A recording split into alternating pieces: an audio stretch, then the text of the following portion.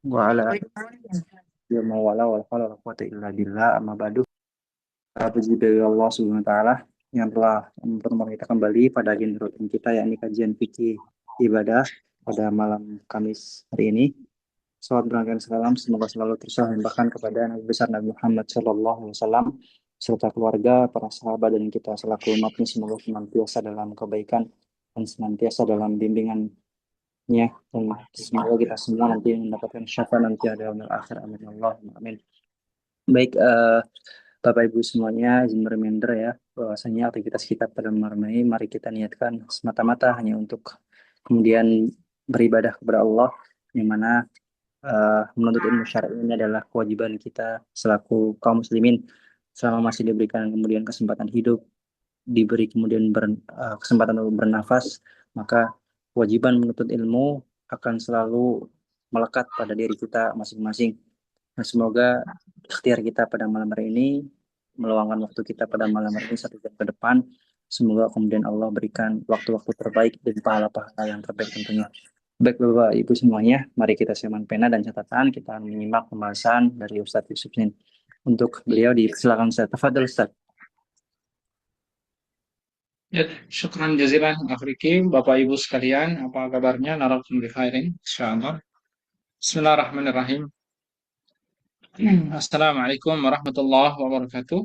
Waalaikumsalam Bismillah, warahmatullahi wabarakatuh. alhamdulillah, wassalatu wassalamu ala rasulillah wa ala alihi wa ashabihi wa mawalah. Allahumma salli ala Muhammadin wa ala alihi wa ashabihi ajma'in, amma ba'du. Rabbi israh li sadri wa yassir li amri wa hlul 'uqdatam min lisani yafqahu qawli.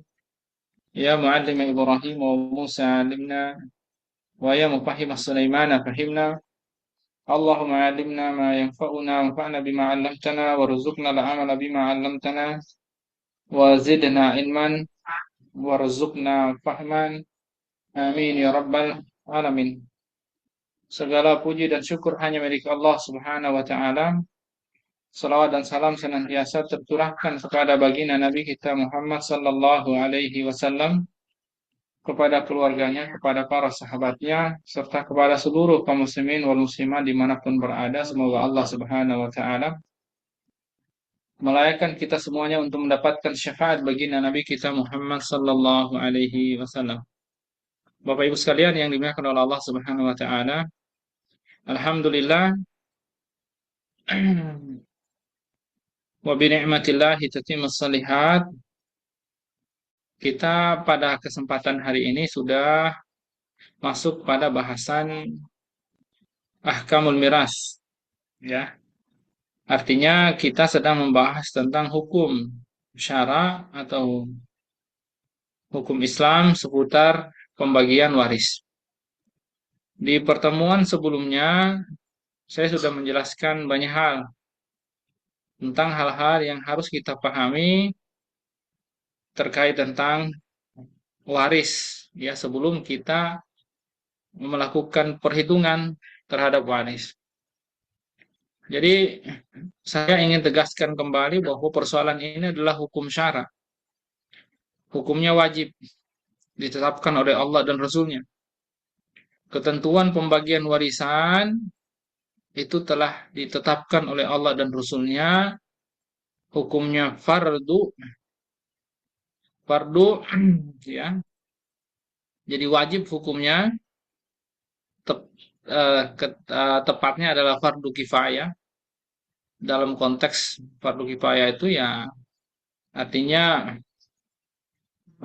yang melakukan tidak harus setiap individu, tapi harus, ya, harus dilakukan oleh eh, orang yang lain. Tentunya kalau disebut sebagai fardu kifayah, mungkin ya ini perlu juga kita pahami apa itu fardu kifayah, ya. Tapi kalau dimaknai sebagai fardu ain dalam pengertian eh, adalah orang yang memiliki harta, berarti kalau dia punya harta berarti wajib membaginya. Iya, kalau memang dari aspek itu bisa saja kita mengatakan fardu ain. Ya, karena setiap orang yang punya harta meninggalkan harta ya wajib berarti dibagi, ya. Tapi fardu kifayah dalam konteks pelaksanaannya artinya bisa dilakukan oleh siapapun yang terlibat di situ, ya. Wallahu a'lam bishawab, ya pasti ini fardu, wajib dijalankan, ya sesuai dengan syarat ketentuan.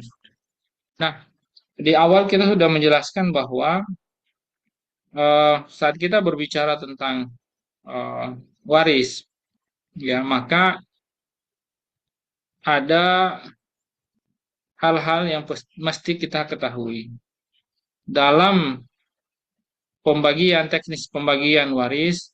Maka yang dibagi duluan itu adalah ashabul furud, ya, ashabul furud. Siapa ashabul furud? Ya, ashabul furud itu adalah orang-orang yang telah ditetapkan syariat bagiannya. Berapa saja bagian ashabul furud itu?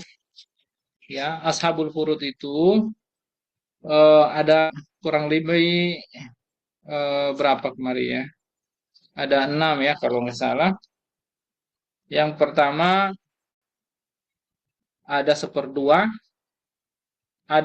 yang kedua ada seperempat, lalu seperdelapan, lalu 2/3, lalu kemudian sepertiga, lalu seperenam. Dari mana angka-angka itu kita dapatkan? Ya, teman-teman bisa lihat di surat An-Nisa ayat 11, lalu kemudian ayat 12, ya.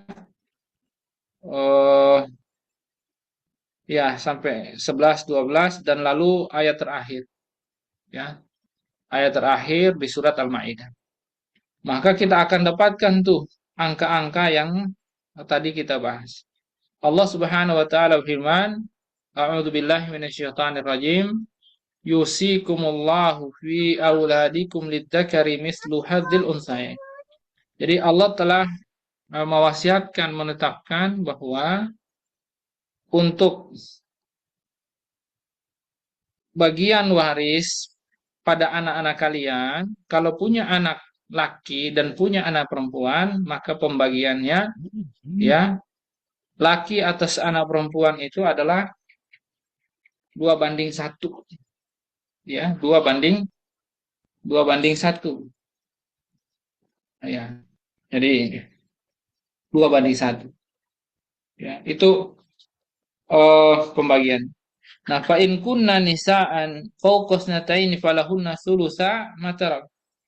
Kalau hanya punya anak perempuan lebih dari dua, artinya dua ke atas, maka mereka mendapatkan 2/3. Jadi kalau tadi itu 2/1, ya, 2/1 berarti yang perempuan itu dapat seperdua, ya, seperdua. Jadi kalau punya anak satu juga sama nanti di sini, ya. Jadi kalau punya anak dua maka dapat dua ke atas, mereka berserikat atas 2/3 harta tersebut. Kalau punya anak wa in kanat wahidatan falahan nisf. Jadi kalau cuma punya satu anak maka dapat, ya, kalau misalnya hanya punya anak perempuan satu, ya. Jadi kalau punya satu anak perempuan, jelas di sini wahidatan, bukan anak laki. Satu anak perempuan, maka yang menjadi waris dia itu bagian dia hanya seperdua. Jadi orang tua yang punya anak perempuan ini perlu dicatat nih. Kalau anaknya satu, ya, maka kalau nanti meninggal, harta yang kita kumpulkan itu jadi warisan. Anak itu hanya bisa dapat seperdua doang. Jadi kalau misalnya tidak pengen anaknya dapat seperdua doang sebagai warisan, maka masih hidup dihibahkan aja pada anaknya sebagian besar harta. Walaupun nggak tahu apakah itu baik atau tidak dalam konteks mendidik anak, ya, tergantung kondisi keluarga, ya, tergantung kondisi keluarga. Karena sekarang kan banyak sekali tuh pesan-pesan, eh, ya, pesan-pesan yang mengatakan kalau punya harta orang tua jangan dikasih semua kepada anak, ya. Kalau anaknya nggak soleh soleha, ya begitu, ya ada benarnya dan juga mungkin ada salahnya, tidak tepat juga. Itu bukan harga mati sih sebenarnya. Ya intinya eh, hibah atau hadiah itu bisa menjadi instrumen ya untuk menghindarkan tadi. Artinya masih hidup sebelum jadi warisan dikasih itu anak. Karena apapun harta, berapapun jumlahnya, ketika sudah menjadi warisan dan meninggalkan satu anak perempuan, maka dia hanya dapat separuh aja. Separuh yang lainnya ke siapa? Ke ahli waris yang lain. Kalau dia masih punya kakek, masih punya nenek, kalau masih punya paman, nah itu mereka dapat tuh, kakek nenek bisa dapat seperenam karena dia punya anak, karena punya cucu maksudnya. Sementara pamannya bisa dapat asobah, sisa. Selesai, pamannya bisa dapat banyak, saudara bapaknya. Jadi eh ya bisa seperti itu. Kalau punya dua anak perempuan atau tiga, berarti berapapun mereka banyak, kalau lebih dari satu, dua misalnya, mereka berserikat 2/3, atas 2/3. Jadi kalau punya uang, misalnya berapa? 600 juta, ya, 600 juta, berarti ya enggak, misalnya 800 juta atau 1 miliar, ya 2/3 dari 1 miliar misalnya. 2/3 dari 1 miliar itu berapa ya? 2/3, 650 apa? 600 berapa ya? 660 mungkin ya, kurang lebih. Jadi dua orang ya mereka berserikat bagi dua terhadap tadi. Kalau 3 orang berarti bagi 3 terhadap 2/3 harta tersebut. Ini kata Allah Subhanahu wa taala di surat An-Nisa. Nah, wali abawaihi likulli wahidin minhumas sudus. Ya. Mimma taraka in kana lahu walad. Jadi dia dapat tarika itu, dapat warisan orang tua, kedua orang tua. Misalnya ada ini fulan meninggal. Dia punya bapak, punya ibu masih hidup. Dia meninggal nih, meninggalkan harta. Nah, orang tuanya ini dia mendapatkan berapa? Mendapatkan seperenam. Jadi tadi angka-angka tadi sudah dapat tuh. Ada separoh, ada 2/3, ya. Ini ada eh, seperenam. Jadi angka-angka ini yang tadi saya sebutkan itu yang disebut dengan ashabul furud itu dari nas Al-Qur'an, bukan karangan manusia, bukan karangan ulama, ya. Jadi itu disebut dengan ashabul furud. Nah, saya tidak akan baca ayat-ayat ini sampai selesai, tapi nanti Bapak Ibu silakan baca karena biar cepat, ya penjelasannya sudah saya jelaskan sebenarnya di pertemuan kita yang kemarin, ya di pertemuan kita yang kemarin. Oleh karenanya saya cuma sekedar mereview dikit aja dan sekedar memberikan gambaran ya bahwa eh, angka-angka tersebut ada ashabul furud, lalu ada asobah, sisa dan seterusnya. Itu sebenarnya adalah merupakan ketetapan Allah Subhanahu wa taala, jadi sifatnya mutawatir, qot'i, baik subut dan dilalahnya, ya sumber dan maksudnya jelas, tidak ada tafsir multitafsir di sana, ya sehingga kemudian ini termasuk persoalan yang mutawatir atau qot'i, ya. Jadi dia fardu kalau pakai istilahnya mazhab Hanafi, ini contoh kasus fardu namanya. Kalau mereka membedakan wajib sama fardu. Fardu itu kalau kewajiban yang sifatnya qot'i, tapi kalau wajib itu kewajiban yang zonni, tidak harus qot'i. Lalu kemudian kita langsung aja biar lebih cepat ya Bapak Ibu sekalian. Eh, Kemarin kita sudah sampai di hmm, wayaskutu atas kutul jaddad mungkin bil ummi wal ajdadu bil am. Nah, kemarin kita sudah bahas sebenarnya terkait tentang eh, al-hijab. Jadi hijab itu ada hijab hijab tam namanya, sempurna, ada hijab nukson. Hijab itu menghalangi ya Bapak Ibu sekalian. Maksudnya gini, keberadaan fulan ini menyebabkan fulan yang lain, ahli waris yang lain tidak mendapatkan warisan. Nah, itu namanya hijab tam, sempurna itu. Dia menutupi peluang yang lain dapat warisan. Nah, yang kedua hijab nukson, menghalangi tidak sepenuhnya, tapi kurang. Harusnya dia dapat misalnya seperdua, jadi dapat seperempat. Ya kan, artinya berkurang kan. Kalau seperdua kan banyak, dari 1 miliar. Ya tahu-taunya keberadaan fulan ini, dia jadi dapatnya seperempat. Artinya, kalau awalnya harusnya dapat 500 juta, seperdua dari 1 miliar, maka dia hanya dapat seperempat dari 1 miliar, artinya dapat 250 juta. Artinya berkurang. Nah, ini namanya hijab nukson. Ya, hijab nukson namanya. Nah, eh, kemarin kita sudah bahas secara rinci siapa saja yang mendapatkan seperdua, siapa saja yang mendapatkan seperempat, siapa saja yang mendapatkan seperdelapan, siapa saja yang mendapatkan 2/3, siapa saja yang mendapatkan sepertiga, dan siapa saja yang mendapatkan seperenam. Itu sudah kita bahas secara rinci kemarin. Lalu kemudian ya di sini kita bahas nih tentang bab hijab.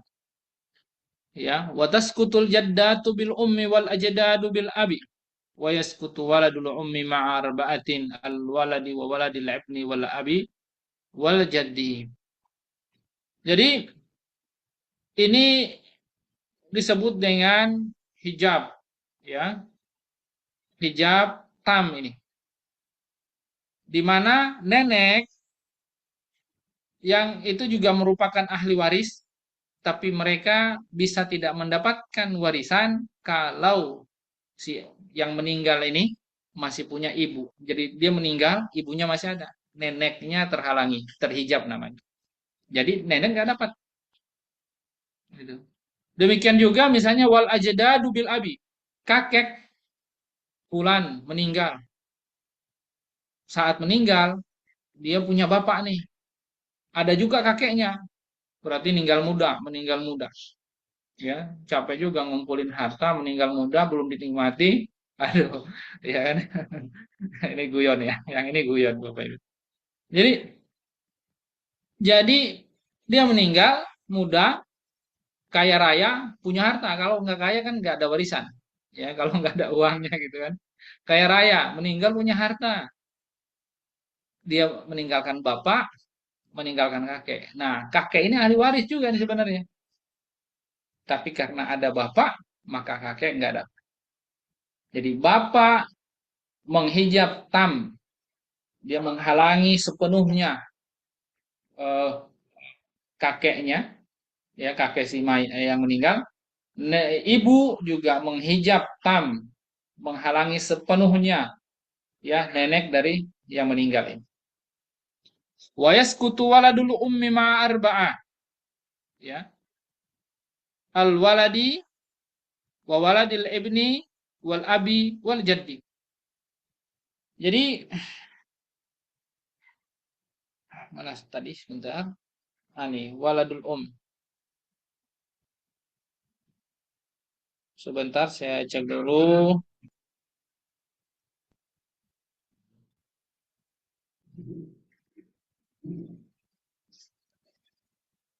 Baik. Wa yaskutu waladul ummi ma'a arba'ah, ya. Jadi anak ini anak ibu itu maksudnya adalah ya di sini menggunakan kata walad, artinya berarti bisa anak laki, bisa anak perempuan, ya. Jadi bisa anak laki, bisa anak perempuan. Yang itu berarti disebut sebagai saudara seibu atau saudari seibu.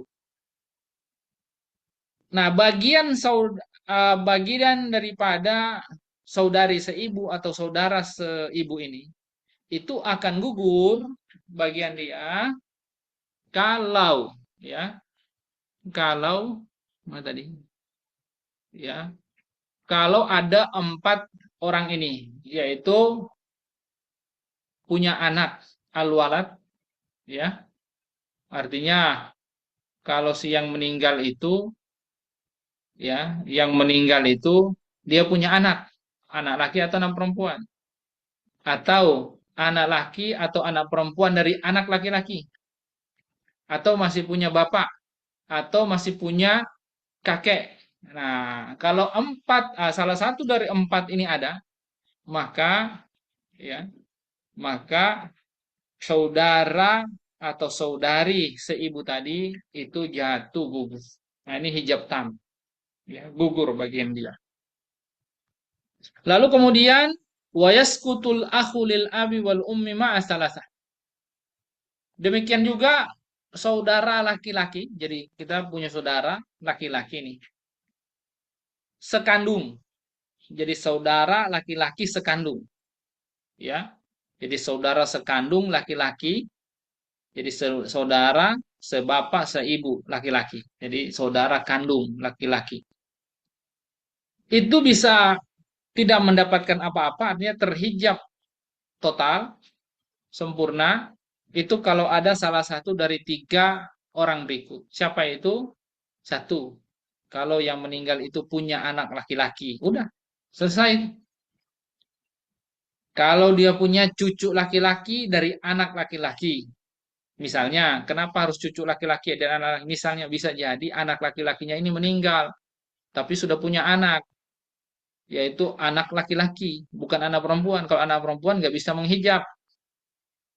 menghijab saudara sekandung, saudara bapaknya, nggak bisa menahan, menutup bagian saudara bapaknya, nggak bisa. Tapi kalau anak laki-laki, ya katakanlah cucu gitu kan, berarti anak laki-laki, cucu ya, cucu atau anak laki-laki, ya cucu dari anak laki-laki, cucu laki dari anak laki-laki, ini bisa menghijab sepenuhnya, menutup total peluang saudara sekandung bapaknya itu mendapatkan warisan. Ya, jadi itu eh anak laki-laki, kemudian cucu laki-laki dari anak laki-laki dan juga bapak. Makanya ini kalau ada anak laki-laki, ada bapak itu sudah nggak bisa berkutik, sudah nggak bisa kemana-mana, harta itu ya sudah eh, berputar sama mereka aja. Lalu wayaskutu waladul abi bihaula istalasa.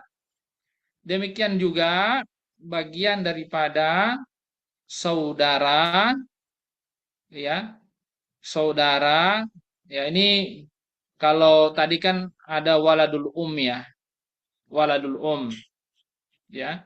Kalau ini jadi anak dari ibu, itu bisa saudara seibu, ya. Kalau ini saudara seayah atau saudari seayah. Kalau yang tadi saudara atau saudari seibu, kalau ini saudara atau saudari sebapak, ya. Jadi saudara atau saudari si bapak ini bisa tidak dapat bagian sepenuhnya kalau ada salah satu dari 3 orang ini. Siapa saja?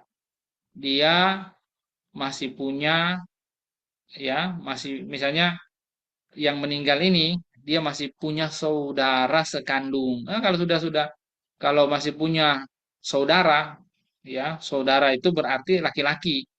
Kalau perempuan enggak. Jadi kalau dia eh ya, kalau kalau dia sebentar. Ya, kalau dia punya saudara sekandung, ya, maka ya, oh maaf maaf maaf, salah salah tadi. Yang mana tuh ya? Ya, wayaskutu waladul abi bihaulai salah. Jadi kalau saudara atau saudari sebapa itu akan jatuh bagian daya apabila kalau ada 3 orang berikut, ya, yaitu siapa? Yaitu kalau ada saudara, sekandung, sebapak dan seibu, ya, sebapak dan seibu. Jadi kalau ada eh, tiga orang itu maka dia batal, ya. Sebentar ya, ini tujuh, eh, itu ada penjelasannya, ya. Penjelasannya itu eh, di sebelumnya. Sebentar saya lihat. 167, sebentar. Untuk penjelasannya di firman Allah Subhanahu wa taala itu, ya. Fama baqiya fahuwa li aula rajulin dzakar, ya, ai li aqrab. Di Hasyiah 5, sebentar.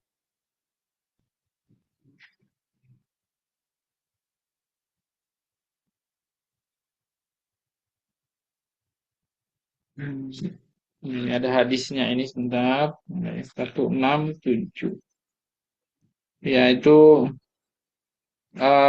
hadis Nabi Shallallahu Alaihi Wasallam, al-hiku al-faraid bi ahliha wa utul ansiba al-muqaddara fi kitabillahi ta'ala li ashabiha al-mustahiqina laha fama bakiya fama zada min at-tarika an ashabil qurud fal aula li aqrab waris min al-asabat. Jadi penjelasan eh, apa dalam hadis ini, hadis Ibni Abbas, ya, al-hikul farad bi ahliha, jadi berikan faraid itu kepada orang yang berhak, dan siapa yang paling berhak yaitu laki-laki, ya, laki-laki, jadi rojulun dzakar. Nah, intinya eh, Nabi juga bilang dalam hadis Muslim, ya, iksimul mala baina ahli faraid ala kitabillah. Jadi bagikanlah harta warisan itu di antara para ahli waris itu sesuai dengan ketentuan Allah, kitab Allah. Fama tarakat al faraid fali aula rajulin dzakar. Jadi barang siapa yang meninggalkan harta faraid, harta waris, maka yang paling berhak adalah eh, laki-laki. Ya, maksudnya falil aula, ya, fali aula rojulin zakar. Jadi yang paling utama adalah seorang laki-laki. Ini maksudnya gini, di mana bahwa laki-laki ini benar-benar dia memiliki eh, apa ya, memiliki satu kelebihan, keutamaan, yakni bisa menghijab, ya, ahli waris yang lain, berbeda dengan anak eh, perempuan. Baik, kita kembali ke bahasan tadi. Di situ disebutkan bahwa eh, jadi saudara laki sebapak, ya, wayas kutul ahu lil abi wal umma asalasa. Ya, maaf, yang mana tadi? eh Mana tadi ya? Sebentar. Wayas kutu waladul abi biha ula isalasa. Ini kok agak beda dengan kitab saya ya. Sebentar ya. Wayas kutu waladul abi biha ula isalasa. Wayas kutu waladul abi ayah. Wayas kutu waladul abi biha ula isalasa. Wabil ahi lil abi wal ya. Jadi wabil ahi lil abi wal Jadi eh saudara, ya, saudara seayah itu dia tidak mendapatkan bagian, ya, ketika masih ada saudara sekandung, ya. Jadi kalau masih ada saudara sekandung maka dia tidak mendapatkan bagian. Lalu eh siapa lagi yang tidak mendapatkan, yang membuat dia tidak mendapatkan bagian? Ya, sebenarnya penjelasannya ada pada firman Allah Subhanahu wa taala, "Fama baqiya fahuwa li auli rajulin dzakar ay li aqrab." Nah, itu tadi yang sudah disebutkan dalam hadis tadi. Karena pada dasarnya kalau masih ada saudara, ya, otomatis kalau masih ada saudara maka dia tidak mendapatkan apa-apa. Cuma saya agak lupa ini yang dua lainnya siapa, karena di sini disebutkan tiga, Bapak Ibu. Nanti saya coba rujuk kembali ya.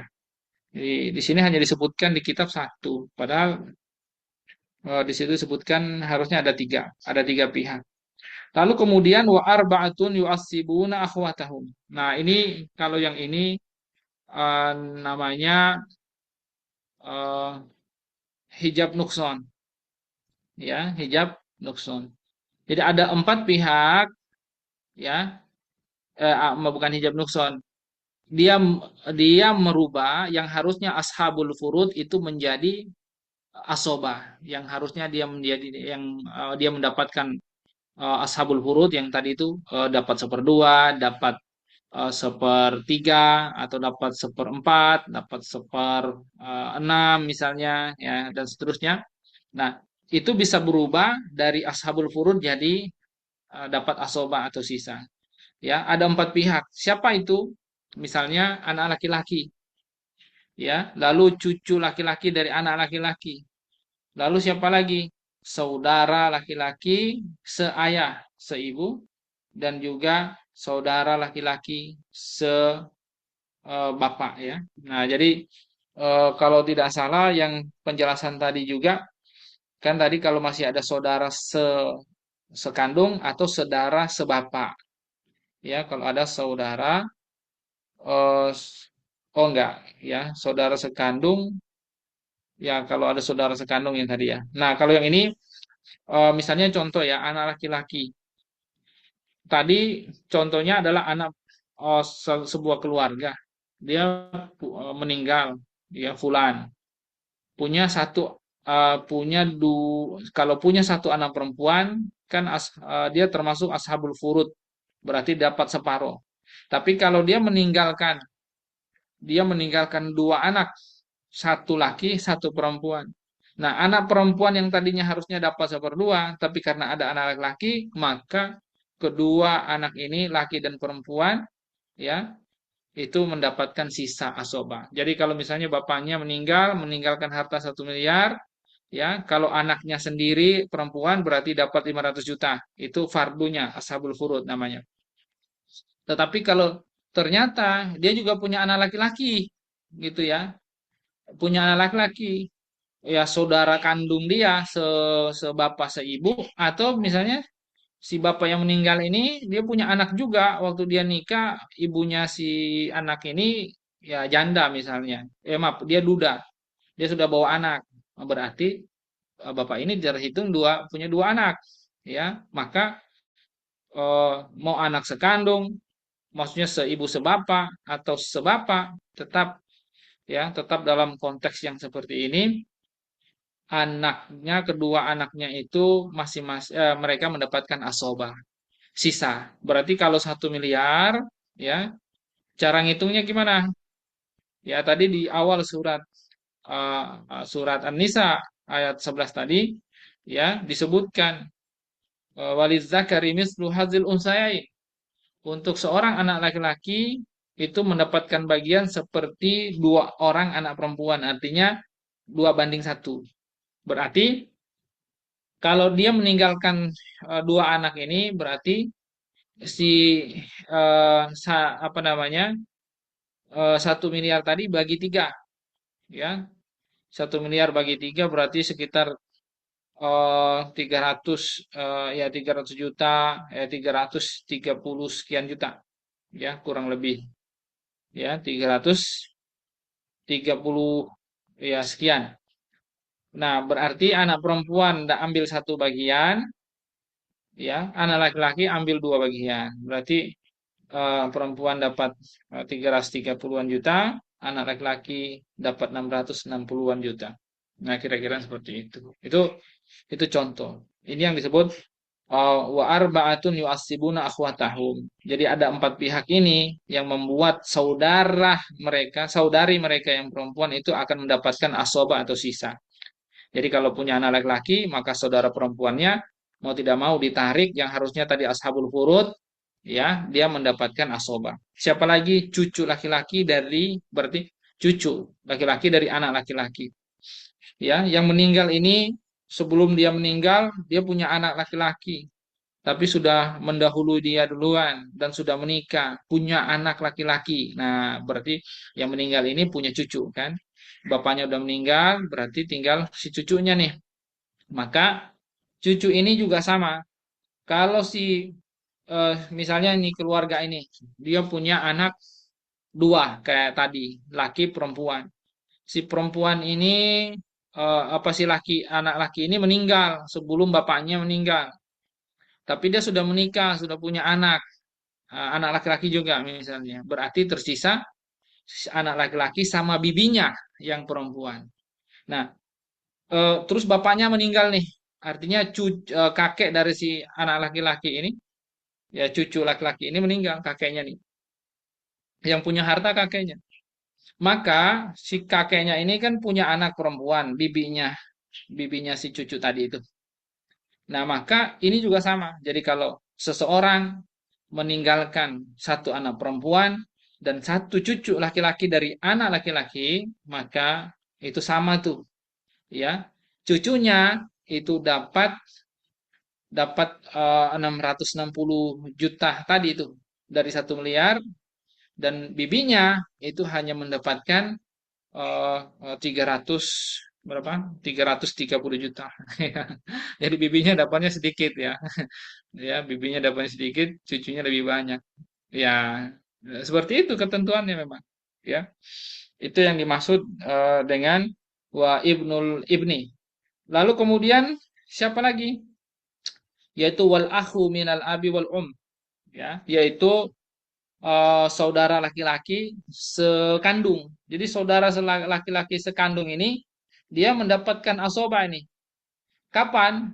Ya, kalau misalnya yang meninggal dia punya saudara laki-laki, punya saudara perempuan, ya. Katakanlah mereka ahli warisnya nih. Ya, yang lain sudah habis, ahli waris yang lain sudah nggak ada. Maka eh, saudaranya ini yang laki-laki terhadap saudarinya yang perempuan, mereka sebagai ahli waris, mereka mendapatkan sisa ya dari harta yang ditinggalkan oleh saudaranya meninggal ini. Ya, Eh, berapa yang mereka dapatkan? Ya udah asoba 2 banding 1. Jadi saudara yang laki lebih banyak daripada saudari yang perempuan, 2 banding 1. Demikian juga misalnya kalau ada saudara laki, ya maksud saudara itu laki, saudara sebapak, ya. Jadi kalau punya saudari seibu, katakanlah ada saudara sebapak, ya ya ada saudara sebapak, ada saudari sebapak, gitu kan. Maka ahli waris saudara sebapak terhadap saudari seibu ini 2 banding 1, ya, 2 banding 1. Jadi cara menghitungnya gampang Bapak Ibu sekalian, ya. Jadi kalau misalnya orang ini punya 2 anak, laki dan perempuan, maka anaknya dihitung 3. Ya, kalau satu laki satu perempuan, anaknya dihitung 3. Jadi 1 miliar, misalnya kalau anggap aja uangnya 1 miliar, itu dibagi 3. Jadi bagi 3 kan, jadi si laki dapat ambil 2 bagian, yang perempuan ambil 1 bagian. Kalau anaknya 3 gimana? 2 perempuan, 1 laki-laki. Ya udah, berarti yang laki-laki kali 2, berarti jadi 4. 1 miliar bagi 4, 250 juta. Berarti masing-masing anak perempuan dapat 250 juta, ya. Sementara sisanya 500 juta itu untuk anak laki-laki tadi. Jadi setiap satu anak laki dikali 2. Kalau punya 2 anak laki-laki berarti dikali 2. 2 berarti 4. Ya, 4. Jadi 2 kali 2. Jadi di situ jadi 6 ya, 6 bagian. Jadi kalau misalnya 2 anak perempuan, 2 anak laki-laki, berarti 1 miliar bagi 6. Ya, intinya jadi 6 bagian apa? Ya 6 bagian, 6 pembaginya 6. Ya, seperti itu. Lalu kemudian Bapak Ibu sekalian, wa arba'atun yarithuna duna akhwatihim wa humul ya a'mam wa banul a'mam wa banul ahi wa asabatul maulal ma'tik, ya. Jadi 4 kelompok berikut ini, mereka ini mendapatkan warisan, ya, tetap mendapatkan warisan tanpa saudari perempuan mereka. siapa? Yaitu paman. Paman itu dia tetap dapat warisan, ya, dia dapat warisan tanpa saudarinya kalaupun ada, ya, itu nggak akan dapat gitu, ya. Paman, kalau ada paman, misalnya ahli waris yang lain, si bapak nggak ada, anak nggak ada, ya, cuma punya anak perempuan, maka sisanya itu paman, kalau ada paman, ya, saudara ayah itu dapat tuh. Kalau ada kalau ada bibi, dapat nggak bibinya? Saudari saudari si apa? Saudari dari bapaknya nggak dapat, ya.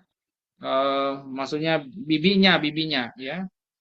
Bibi bibi bibi saudari bapaknya yang meninggal, ya, itu nggak dapat karena ada paman. Nah, jadi paman ini bisa menghalangi saudaranya. Jadi dia dapat tuh, ya, paman, anaknya saudara, jadi anak laki-laki atau ponakan, maksudnya ponakan dari saudara laki-laki, ya, dan termasuk, ya, dan termasuk adalah hamba sahaya yang karena ketika tidak ada lagi ahli waris, dulu pernah memerdekakan seseorang, ya, maka dia menjadi pewaris manakala sudah tidak ada orang yang mewarisi atau tidak ada ahli waris pada orang yang meninggal tersebut. Ya, kalau misalnya nggak punya hamba sahaya, maka harta itu terkategori sebagai harta yang tidak ada pemiliknya, maka pemiliknya adalah negara. Baik, ini bagian terakhir dari pembahasan tentang waris. Jadi berikut itu tentang bab wasiat, ya, bab wasiat. Jadi di sini memang dibuat singkat ya pembahasan waris. Padahal Imam Syafi'i itu punya satu kitab tentang bahas waris, dan itu kitabnya lumayan tebal, ya. Saya lupa sih namanya itu, ya. Tapi ya Imam Syafi'i itu punya kitab itu, dulu kita sempat pelajari, ya. Kita pelajari, ada syarahnya. eh, itu menjadi rujukan utama bagi orang-orang yang membahas tentang bab waris. Ya, walaupun singkat di sini, setidaknya kita mendapatkan gambaran, ya, nggak kosong-kosong juga gitu dalam hal warisan, ya. Harapan saya seperti itu. Kalaupun kita tidak menguasain atau belum menguasain sepenuhnya, karena memang bahkan para penuntut ilmu, para ulama, tidak semua mereka pun juga menguasain pembagian waris. Dan ini sudah umum lah gitu. Ya, sudah umum sih sebenarnya. Karena kalau bicara waris, kalau dapat kasus-kasus yang agak rumit juga susah juga gitu. Ya, tapi insya Allah sih kalau orang yang sudah benar-benar menguasain bab waris ini, insya Allah, ya, tidak akan mentok gitu. Insya Allah bisa bisa nguasain, ya. Jadi saya dulu ini tahadus binikmah Bapak Ibu.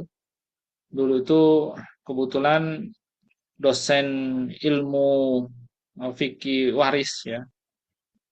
Kami itu namanya Syekh Dr. Adil, beliau itu kepala jurusan syariah dulu waktu kami di Universitas Al-Imam bin Saud. Nah, mertua beliau itu dikenal banget sebagai ulama yang paling fakih terhadap bab waris, maksudnya terhadap fikih waris. Nah, itu mertua beliau di Saudi. Ya, ulama sangat terkenal. Ya, jadi eh, beliau ngajarin waris kita, dan itu sangat sangat ahli bidang waris gitu. Dan memang saat dikasih kasus-kasus untuk dipecahkan itu sangat-sangat rumit gitu, karena ternyata memang akan ketemu tuh kasus-kasus yang sangat sangat rumit gitu. Misalnya kalau ahli warisnya ada tapi nggak tahu kemana, gimana cara ngitungnya, ya kan? Dan tiba-tiba ada nuntut gimana? Nah, itu semua ya akan menambah rumit persoalan. Jadi sebenarnya apa yang dibahas ini sih nggak terlalu rumit ya, sangat sangat mudah sekali sebenarnya.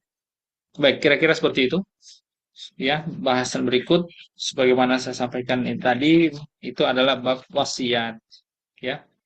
Nah, kita selesaikan lah ya terkait tentang wasiat ini. Watajuzul wasiat. Jadi Bapak Ibu sekalian, kenapa wasiat ini dimasukkan ke dalam bab waris? Jadi wasiat itu kalau kalau kita kalau kita orang Indonesia itu ya nganggapnya oh wasiat berarti kayak pesan kan gitu ya, pesan. Ya sebenarnya itu masuk dalam makna wasiat, tetapi wasiat yang dimaksud di sini sebenarnya adalah pesan. Orang yang akan meninggal masih dia hidup dia sudah pesan, tapi pesannya itu terkait tentang harta, ya, terkait tentang harta yang dia katakan bahwa nanti saya kalau wafat nanti tolong ini dibagiin ya. Nah, di bagian harta ini ya. Nah, itu sih sebenarnya wasiat yang dimaksud itu masalah tadi. Makanya kenapa disatu paketkan dalam bahasan waris karena ternyata ini menjadi instrumen solusi untuk untuk keadaan-keadaan yang harusnya memang dia dapat secara logika manusia gitu. Tetapi dalam pandangan syariat dia tidak mendapatkan contoh nih ya.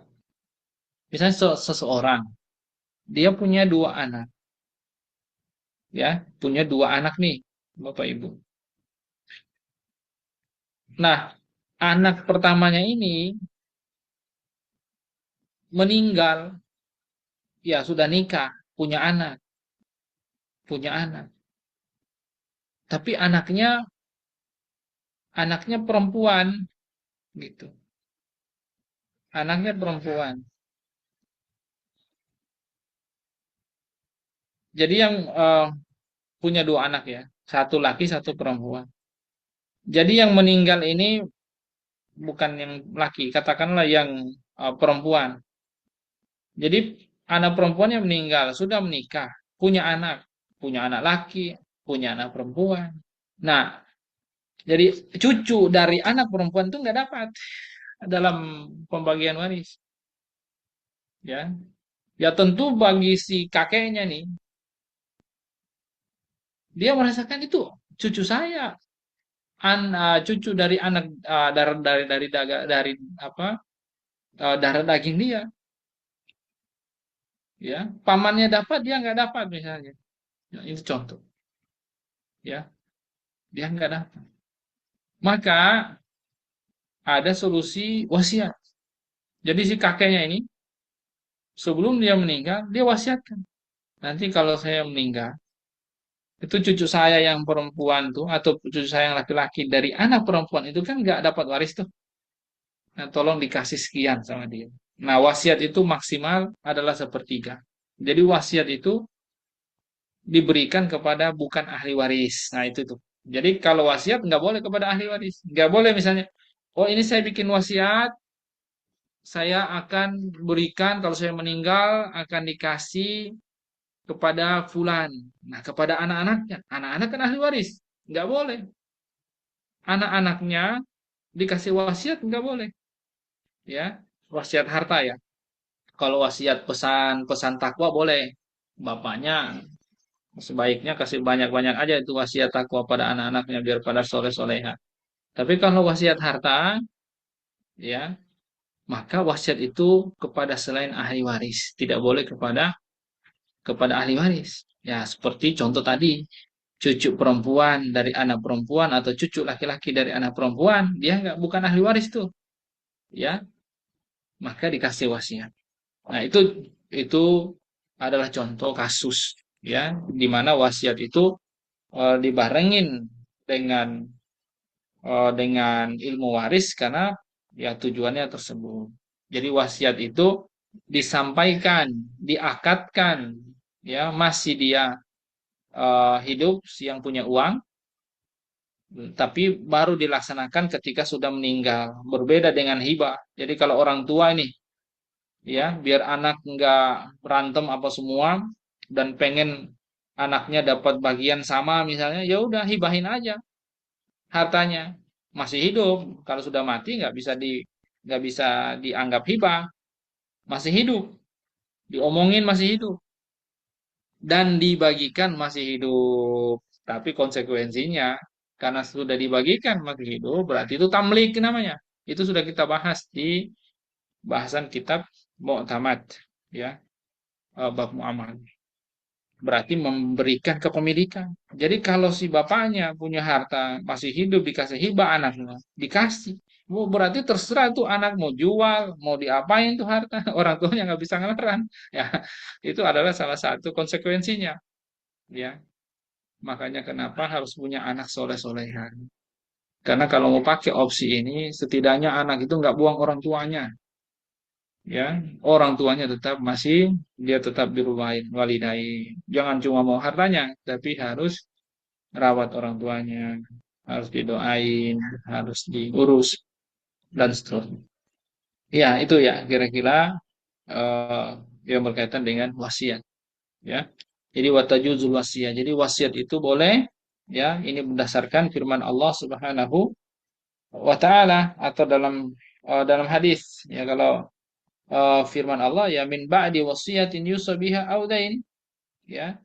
Itu adalah firman Allah Subhanahu wa taala bahwa ada wasiat dan itu disyariatkan, ya. Jadi kalau sudah melaksanakan wasiat, ya, jadi warisan itu, ya, setelah melaksanakan wasiat atau hutang. Jadi hutang atau wasiat itu sejajar, yang karena itu hakul adami. Tapi yang paling tinggi itu adalah hakullah. Hakullah itu apa? Hakullah itu adalah yaitu orang yang meninggal harus diurus pelaksanaan pelaksanaan penguburannya, yaitu dimandiin, dikafanin, disolatin, ya, baru dikuburkan. Nah, ini hakullah ini, ya, bukan hakul adami. Ya, makanya itu didahulukan. Di mazhab Syafi'i pun juga sebenarnya kalau eh, apa namanya? Diadu nih antara hak Allah dan hakul adami, hak manusia, mana yang didahulukan lebih dahulu? Ya, hakullah lebih dahulu dan itu pendapat paling kuat menurut saya. Ya, banyak para ulama mengatakan hal itu karena memang ada yang mengatakan hakul adami lebih kuat daripada hakullah, tapi sebenarnya hakullah lebih didahulukan. Ayatnya juga gitu sebenarnya, ya, dibanding hak manusia. Nah, jadi ngurus jenazah dulu. Kalau ada sisa, oke, dilihat dia punya wasiat tidak, punya hutang tidak. Nah, itu kalau punya hutang, ya, laksanakan. Punya wasiat, laksanakan. Oh, ternyata hartanya habis, berarti nggak ada warisan. Ternyata hartanya sisa, berarti kasih warisan. Jadi warisan itu paling terakhir. Ini disebut mimba di wasiatin yuso biha audain. Ya, jadi memang itu masyru'. Jadi dia boleh secara maklum diketahui atau majhul atau, ya, tidak diketahui. Ya, misalnya gini, ya, eh, bapak ini meninggal. Nanti kalau saya meninggal kasih eh, mobil itu, ya, ke fulan misalnya. Oh, itu berarti jelas tuh wasiatnya maklum. Tapi kalau misalnya dia bilang ini, kalau saya nanti meninggal, tolong kasih fulan itu eh, sebuah mobil, ya, sebuah mobil. Nggak jelas nih, mobil yang mana nih? Berarti sebuah mobil. Ya, itu boleh. Apakah majhul tidak tidak jelas seperti itu boleh? Ya boleh. Ya, nggak ada masalah. Ya. Jadi wal maujud wal ma'dum. Ada barangnya atau barangnya belum ada. Boleh. Misalnya kalau saya meninggal nanti, ya, berikan fulan itu eh, buku ini, ya. Nah, bukunya ada tuh. Atau bukunya tidak ada. Nanti buku judul ini atau misalnya mobil merek ini. ya merek tertentu belum ada, boleh nggak ada masalah, ya. Tetapi wasiat itu intinya tidak boleh lebih dari sepertiga. Jadi kalau misalnya dia royal mau ngasih wasiat banyak kepada siapapun, ya itu hanya boleh sepertiga maksimal. Karena nanti akan mencederai hak daripada ahli waris. Jadi jangan sampai ahli waris nggak mendapatkan. Jadi maksimal sepertiga, ya, dari maksimal sepertiga dari total harta, ya. Itu berdasarkan hadis Nabi sallallahu alaihi wasallam, hadis Bukhari Muslim dari Sa'ad bin Abi Waqqas. Qala ada lin Nabi sallallahu alaihi wasallam faqultu ya Rasulullah usi bi mali kullah.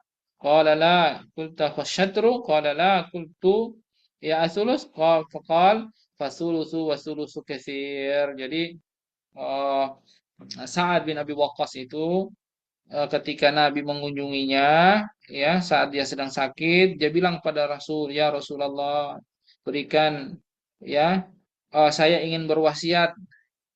Eh, dia katakan, apakah boleh nggak saya berwasiat terhadap seluruh hartaku itu? Maksudnya kepada hartaku semuanya saya wasiatkan jadi wasiat semuanya. Oh, nggak boleh. Nabi bilang enggak. Kalau separuh gimana ya Rasulullah? Nabi bilang enggak. Ya udah, kalau gitu sepertiga. Nabi bilang oke, sepertiga. Ya, sepertiga itu udah banyak. Nah, itu sudah batas maksimal. Baik. Lalu kemudian eh wahya minas sulus. Nah, fa in zada wuqifa ala jasatil warasa. Jadi kalau misalnya dia pengen berikan lebih dari sepertiga gimana? Ya, tergantung diizinkan nggak sama ahli waris. Kalau ahli warisnya kaya pada nggak butuh harta, dia izinkan, ya udah, ya nggak ada masalah seperti itu. Ya. Lalu wala tajuzul wasiyatu liwarithin ila an yujizaha bakil warasa. Dan wasiat itu tidak boleh kepada ahli waris. Ya, kecuali ini ada penjelasannya. Kalau sebagian ahli warisnya membolehkan, tetapi sebenarnya lebih tepatnya tidak boleh, ya. Tidak dibolehkan karena beda bab. Wasiat wasiat, waris ya waris. Ya, waris ya waris. Tapi ya ini ada khilaf di sini. Jadi kalau mereka ridho katanya dan mereka setuju boleh, ya. Eh itu berdasarkan hadis, ya. Sami itu Rasulullah SAW yaqul innallaha ata kulli haqqin haqqahu fala wasiyata liwaris.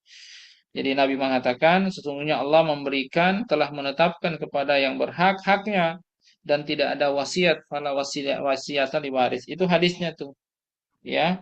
Oh, tapi ada hadis Daruqutni, ya, dari Ibnu Abbas, dia berkata Rasulullah SAW bersabda la tajuzul la tajuzu wasiyatun liwarisin illa ayyasha al warasah. Jadi tidak boleh wasiat itu kepada ahli waris kecuali, ya, eh, apa, ahli warisnya setuju. Jadi itu yang diambil oleh Syekh Dib Al-Bugha untuk kemudian membolehkan wasiat itu kepada ahli waris, tapi dengan catatan harus dengan persetujuan dari ahli waris yang lain. Ya, memang ini khilaf, ya, para ulama ada khilaf di sini, tapi untuk berhati-hati, ya, karena itu adalah dua bab yang berbeda, waris-waris, kemudian wasiat-wasiat, maka sebaiknya dihindarkan. Ya, walaupun kalau di mazhab Syafi'i yang dipilih oleh mu'alif kitab ini, ya, kalau ada ridho boleh, ya, nggak ada masalah sih kalau misalnya mengambil pendapat itu. Baik, watasihul wasiyatu min kulli balikin akilin li kulli mutamallikin wa fi sabilillahi ta'ala. Jadi wasiat itu boleh dilakukan oleh siapa? Ya, selama memenuhi syarat dia balik, dia akil, ya, bukan anak-anak, bukan orang gila, ya, dan juga pemilik barang itu, ya, dan di jalan kebaikan wa fisabilillah, bukan jalan fisabili syaitan, ya, bukan jalan kedurhakaan, bukan jalan maksiat, ya, maka boleh. Watasihul wasiyah, dan wasiat juga sah ila man ijtama'at fihi khamsu khisal, ya, artinya wasiat itu boleh diberikan kepada siapa kalau terpenuhi eh, 5 hal berikut, yaitu Islam. Wasiat tidak boleh katanya diberikan kepada yang bukan Islam. Balik, akil, maksudnya bukan anak-anak, bukan orang gila, merdeka, dan juga amanah, ya. Baik, kira-kira seperti itu. Alhamdulillah kita sudah menyelesaikan bahasan ini. Bahasan berikutnya itu tentang bab nikah. Ya, saya kembalikan pada Riki, mungkin ada pertanyaan dari teman-teman semuanya, ya, pada kesempatan kali ini. Insyaallah pertemuan berikut bab baru, bab nikah. Baik, fadhal Riki.